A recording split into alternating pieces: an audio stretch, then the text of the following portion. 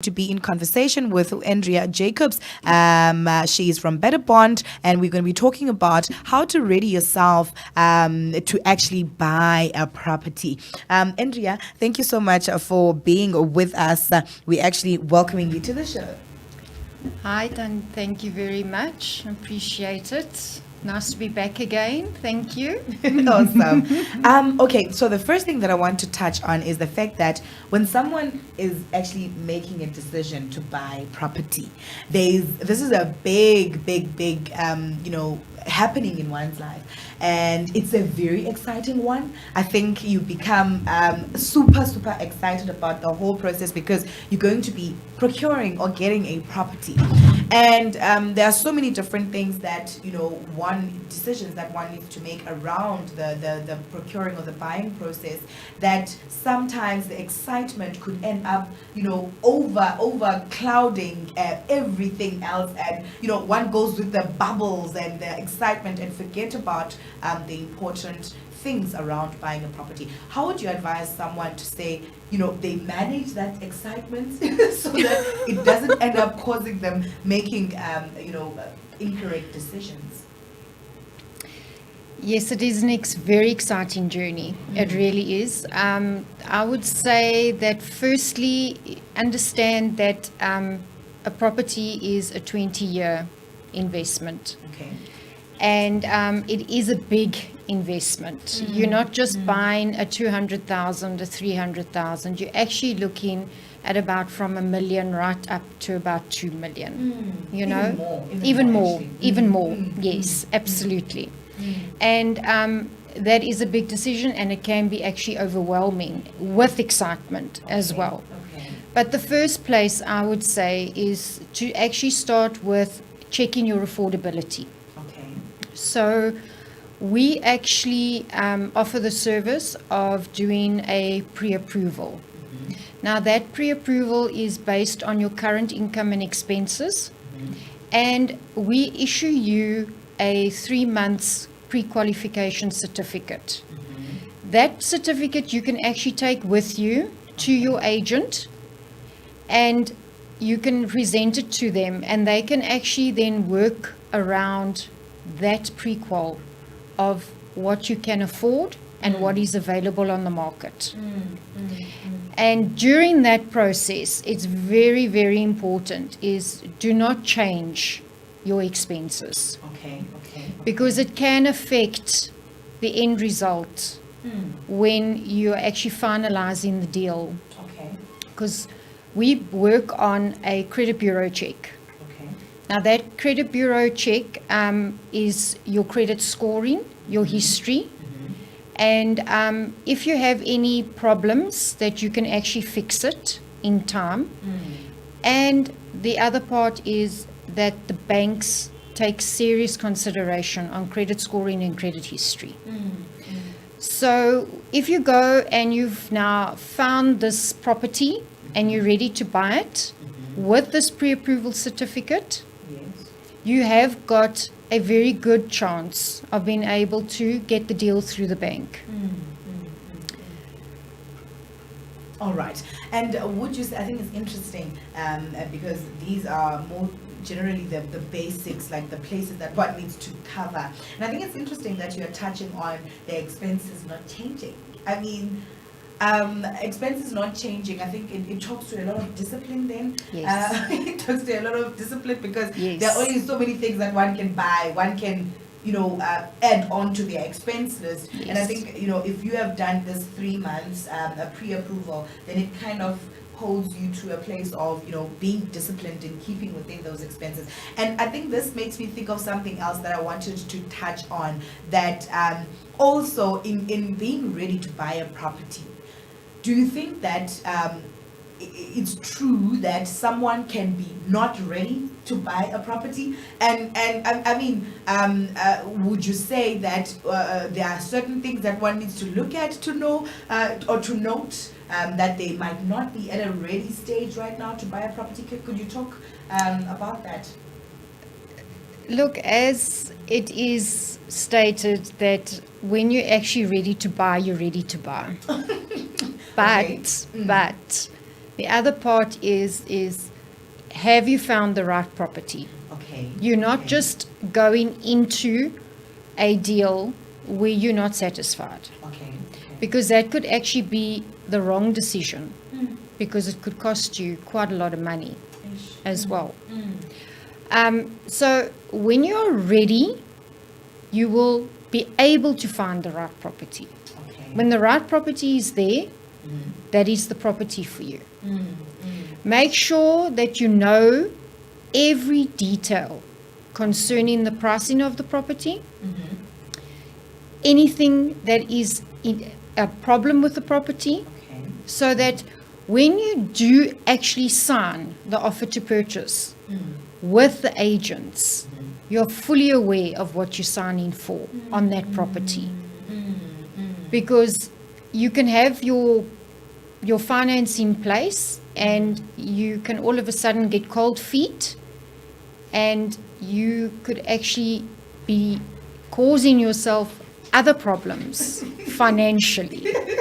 What's cold feet? Doesn't cold feet only come when it comes to getting married? And someone says, okay, I'm ready, I want to get married, I want to get into this, and then suddenly they've got cold feet and they want to turn back and not do it. What's cold feet in buying a property? You get cold feet? You do, because you're actually investing in a huge amount for 20 years. Interesting. And monthly, you are responsible for that repayment.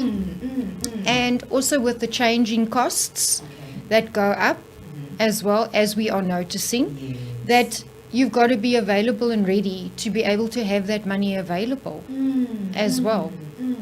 And when you're talking about the monthly repayment, I also was teasing in my mind this idea of how would someone test themselves if they can really commit to that monthly repayment. Let's say the house that you want to buy is like going to have a monthly repayment of 10,000. I'm making an example of 10,000 rand every single month. I'm not going to go into the nitty-gritties of it being inflation, your repayment being inflation linked or not, or fixed or whatever. Let's not go there. Let's just say it's 10,000 rand every month. How would someone test themselves, or would you advise someone to test themselves even before they have actually procured the property, to see whether or not they can be able to commit realistically to this repayment amount? I think it's actually a very good thing to do that, especially when you get your affordability checked. Okay. You can then actually see what you can afford. And even if you take the 3 months to put that 10,000 aside every single month, you can actually see from your budget, I can actually afford this and I can survive. So I would say, firstly, rather get your affordability checked, because then you know exactly how much you would be able to afford monthly and how much you could actually put away. Interesting. And then the aspect of looking at your credit score, because I think you've mentioned it, that the process will involve going to the credit bureau and looking at one's credit score. How do I, if let's say I'm planning to buy a house 2 years down the line, right? Like 2 years from now, and I'm thinking, okay, there's this aspect of the credit bureau, the scoring, the credit profile.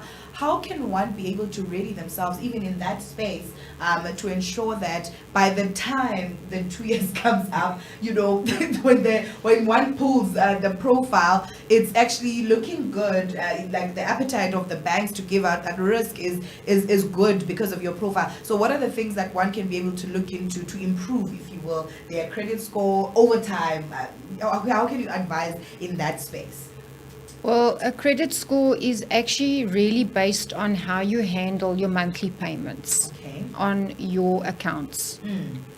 I would say rather not have too much credit, because that could actually affect quite a lot of your pre-approval as well as a credit score, because you could run behind on payments and that will affect the credit scoring. So check that every single month you pay your accounts on time. You do not skip a month. Don't go into arrears. And the other thing is, don't constantly do a credit check. Everybody wants to do a credit check online. The clear score, etc. Don't keep on doing that, because that actually brings down your scoring. Really? Yes. I think someone once spoke about this, and the fact that it makes you seem like you are looking for credit or something Correct. like that. But yes. how often are you supposed to then do it? Rather do something like that once. Then you can see, I'd say once in about 4 months, 5 months. So just twice a year. yeah, try to just check to see, has your credit score changed? If it's decreased, then you know you need to look at something that is affecting it on credit bureau. Or has it increased, which is good, Yes. because then you've actually got a better score for the bank to look at, because the bank actually has the final say. At the end of the day. Yes. All right. And when it comes to the actual house hunting process now, as someone that is looking to buy a property, let's say in the immediate, maybe in about a 6 months period, obviously that whole process could take about, anywhere 3, 4, 6, up to 6 months, even more sometimes. So as someone who is now anxious and I want to do the house hunting process, what should I look at? What are some of the questions I should ask, in order for me to know this is the right property? Because also with people who are looking to get rid of their properties, they will, make it look like it's heaven, and truly it does have a hellish part inside. So to someone who's now looking to buy this property, to go out and look for a property, what are some of the things they need to keep in mind as they now assess the properties? Obviously, you do know what you're looking for at a high level in terms of, I've got 4 kids, that means I need a 4-bedroom house and stuff like that, Yes. But in terms of when I go now and hunt for this property, what are some of the things that I need to keep in mind as I make this decision? So when you're actually looking at a property, take into consideration the area, Okay. and also the value of the property, Okay. and also how long it's been on the market, because it could either be on the market for too long because it can't sell due to pricing, or defects. Okay. The other thing is that in the offer to purchasers, you actually get a declaration. Okay. And now that declaration actually states any issues that are on the property.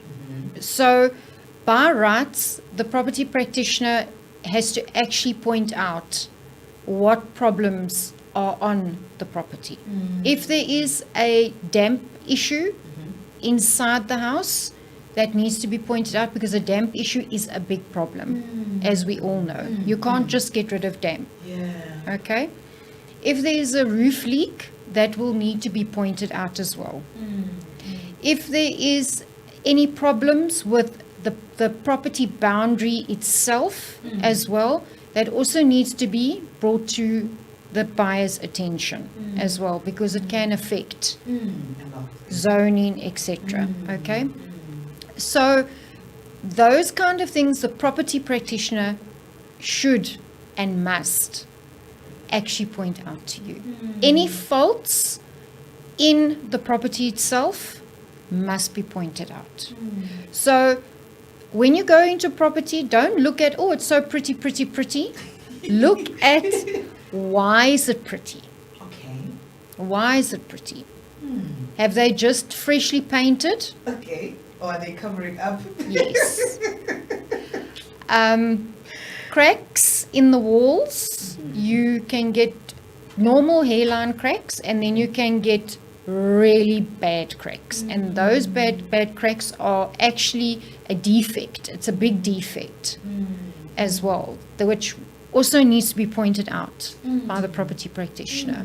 Interesting. Because it can affect price as well. Yes. Because you must know, if you've got to fix this property, you need to know how much you're going to need to pay Yes. on fixing it. And with the purchase price and the repairs that need to be done, you need to weigh up what you need to take off to present this offer.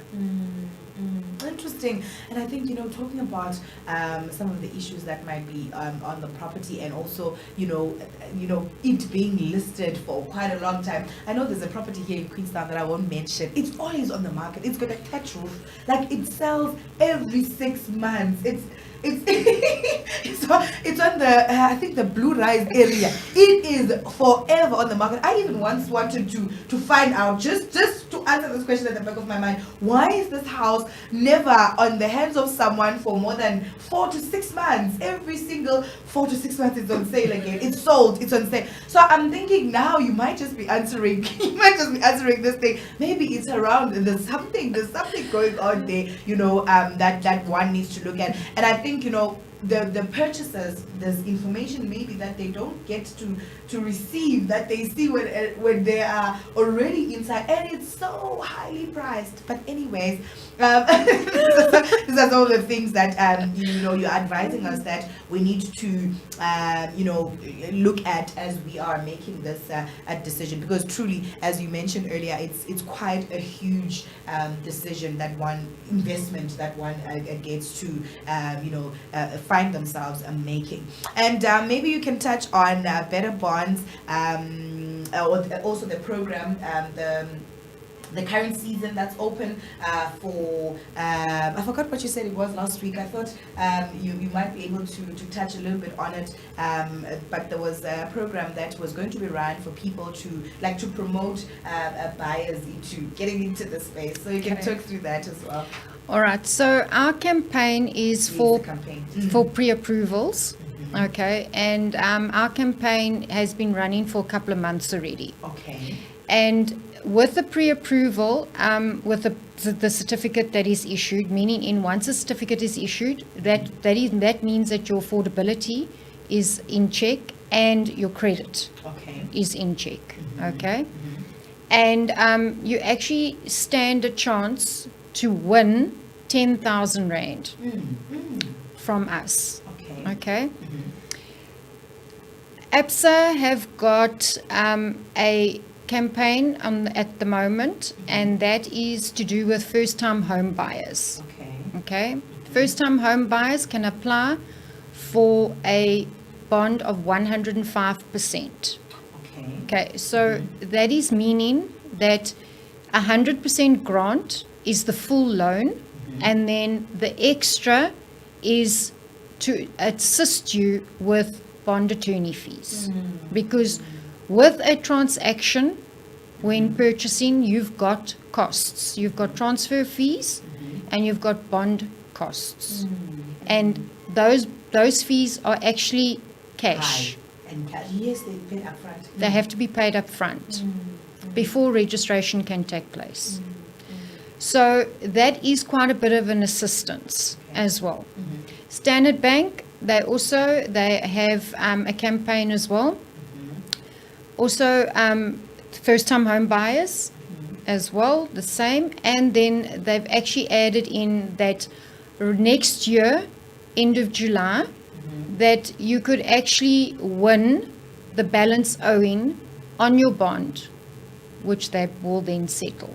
That could be 19 years worth. Yes. Interesting. Yes. Wow, thank you so much, Andrea. Before you go, please leave your contact details, so that if someone wants to knock on your door and make use of your pre-approval process and get that certificate, they can be able to get hold of you. Okay, so my cell number is 084 581 2480, and my email, Andrea.Jacobs at betterbond.co.za. Awesome. Thank you so much for your time. Thank you.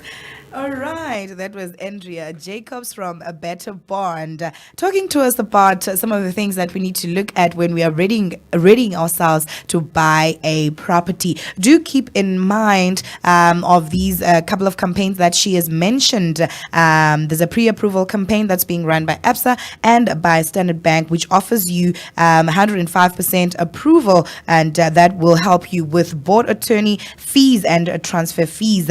And also, as A Better Bond, they are running also a program wherein you could be able to win about 10,000 Rand into your pocket. And if you want to contact her, you can do so on 084-581-2480. Or you can also send her an email at andrea.jacobs@betterbond.co.za. All right, okwangoke masifumane ingoma. And when we come back, we are going to be touching more on some of the things that she has